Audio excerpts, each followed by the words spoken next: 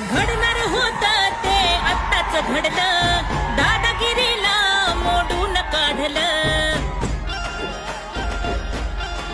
सगळ्या सोयऱ्यांच्या घुसखोरीला वडी गुजरीत हाणून पाडलं.